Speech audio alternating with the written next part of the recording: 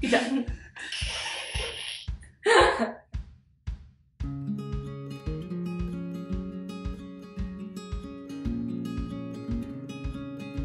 For this vlog, I have my beautiful daughter, Lulu, and she has a story to tell. You are adopted. Yeah. Known fact. Yeah. I was adopted when I was 6 months old to your guys' family. Officially adopted at 3, right? Yeah, with my older sister. Being adopted has been hard. Me and Mom haven't always had the best relationship at all. We used to fight. Some people have daddy issues. I have mommy issues, for sure. Growing up, I didn't feel like I got the most attention in a sense, just because my family's so amazing that they fostered 17 children, not all at the same time over a time lapse, but so I felt like I kind of lacked in that area a little bit of just attachment. I grew up feeling different and disconnected from my whole family, and that really made me lash out at my parents. So around, I would say, age 14, I started to act out, and I was abusive to, especially to you, Mom. I remember some stuff happening, and I wasn't allowed to be around the family just because I didn't have boundaries with you guys, and trust had been broken so many times. So it was really hard to get back on track and start to build healthy relationships and connections back with the family. And that was due to being adopted is hard. It's hard to fit in and feel wanted, and if you can't accept that, then it's not gonna happen the way that you would like it to. So from, I would say, age 14 to age 17 were my hardest years. Yeah. And we fought. Yeah. Like, I'm the only child, I think, that ever got Mom to slam a cupboard the way she did and slam her door the way that she did, which is, I'm not happy about, but yeah, it was bad. It was like violating in a sense.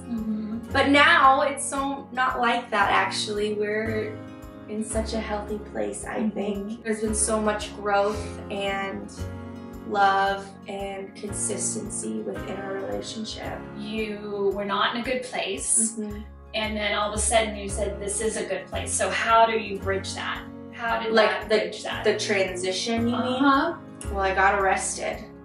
Oh, yeah. Yeah. Forgot about that. Yeah. So I think that was a turning point. A little background information of my birth family comes from drug addicts, alcoholics, very unhealthy people. And I just saw myself going down a path that I didn't want to go down at all. And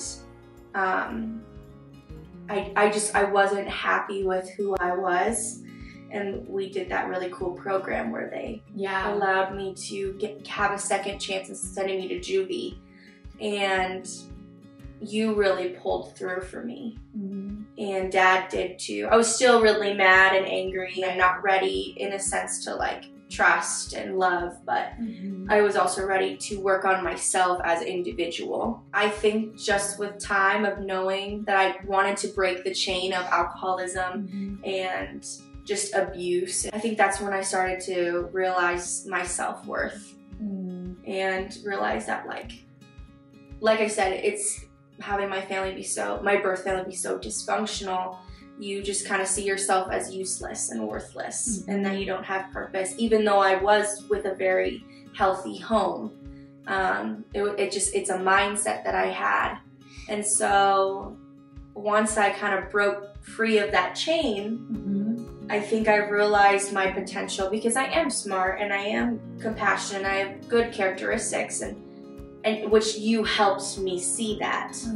And then I think the final chapter of us starting a healthy relationship was my car accident. Yes. I was in a car accident and I should have died actually. It was a total God thing, saved me. I was in the hospital for 4 or 5 days, and I got home, and Mom you were a nurse back in the day, right? Well, sort of. Kind of. You knew what to do, and instead of being harsh, or what I expected, I guess, was to kind of feel hovered over, and instead I felt love and compassion, and you were at my beck and call, but not in an unhealthy way, in in a loving way. Yeah.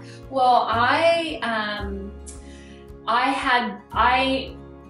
wanted to just love on you after your accident, and I purposed that I was going to be there every single time, because we didn't have a good upbringing, you know, like a bond. When you had your accident, I was there, like fully there, and I feel like that was a choice that I made, and you also made that choice. Yeah, which is a big step for us.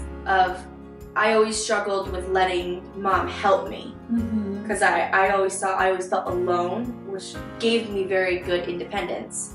But because I allowed you to help me, to be vulnerable, and the vulnerability went so far as she had dressed me, you had to bathe me. As a 19-year-old back in the day, like that was hard. It was also like the most loving and nurturing, I think, that moments that we've ever had. Like, I remember we'd sit in color, and you would sit in color with me for like 4 hours throughout the day. Yeah. Just because I was bored and had nothing to do. I think the point of what I wanted to say on my video, all my siblings have gone, we have come so far, and we struggled for so long as well. But I guess it's kind of funny the way to think about it, but it's almost like I feel cheated due to the fact of having such a not healthy relationship in the beginning to now having such a healthy and consistent relationship, and regretful, which I know is unrealistic because I was so young, but regretful of like taking you for granted back then, and not having the best relationship that I could have, you know. And I think that is really hard for me to grasp, because as an adopted child, I was kind of given a shit hand in the beginning. And now I'm realizing how blessed I was, and I couldn't realize that. I couldn't see that growing up. And now all of a sudden, you're gonna die. And it's not, I feel like it's not fair. And it's really hard for me to grasp that idea, I think. Well, me too. I know. I know, and it sucks. It sucks. It just sucks. It does. I know everyone says that it's to embrace your time, and obviously I'm going to embrace my time with my mom. Obviously I'm going to embrace my time, but it's hard to wrap your head around certain things. Like, I think a lot all the time. I cry all the time. Like, I don't know if you'll be there for my wedding, or like, I don't know if people realize how often they call their moms about things they need at the grocery store, or like, where's the garlic? I don't know, but my mom does. You know, what it's simple stuff like that you don't think, and knowing that I won't be able to have that, be able to call you one day, I think is such a simple thing, but it's also like such a big impact.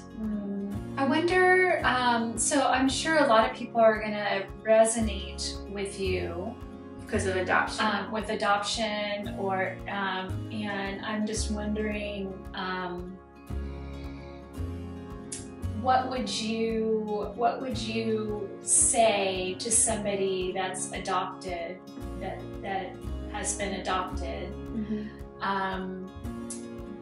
What would be your takeaway? So, as we've discussed and said, being adopted is hard. It always has been, and I think it always will be, to know that from a young age you're told that the people that are supposed to love you the most are your parents. And so being adopted, it throws you for a total spin of feeling unwanted. So my advice to an adopted person or adoptee would be to learn to accept love, to let it be okay to show vulnerability, and to be open about your feelings with your birth family, because they don't, or not your birth family, your adopted family. Because a lot of the time, I think it's people are uneducated, or they don't understand the extent of pain that an adopted child has gone through. I think sometimes they don't know what they're getting themselves into, how much care and love it takes. But for adoptees, I would just say to hang in there and just, it sounds so much, it's easier said than done to do that. Hang in there, you know, but at the same time, I think it's just about learning to accept yourself and find your self-worth, because at the end of the day, I think that's the one thing that is torn down the most. As for adopted parents, like my parents, the one thing that they did the best, that I think every adopted family or foster parent should do, is love unconditionally. Because those children are going to fight, and they're going to try to push away like I did, and try not to accept it because they don't think they're worth it. But the one thing that I think a parent can do is just show unconditional love and pound it into them. Not abusively, but in a sense of verbally and just love. Because I know we had 17 foster children, and it was crazy. It was crazy, the hurt that you see, and the abandonment and trust and lack of trust. And we fight because we don't want to accept. Right. We don't want to accept that someone could love us. And so I would say just to, again, hang in there for the other parent, for the parents too. Yeah. It's hard. We're hard. So I really appreciate you for being vulnerable. And I love your story. I love our story. And it's beautiful. And you're beautiful. And I know that people watching this video, this could be somebody that needs to have closure or whatever, you know, and all the story around you. Go support and follow my mom at Forget Me Not Kathi, and watch all of our videos and her videos, because she's an inspiration. Peace out!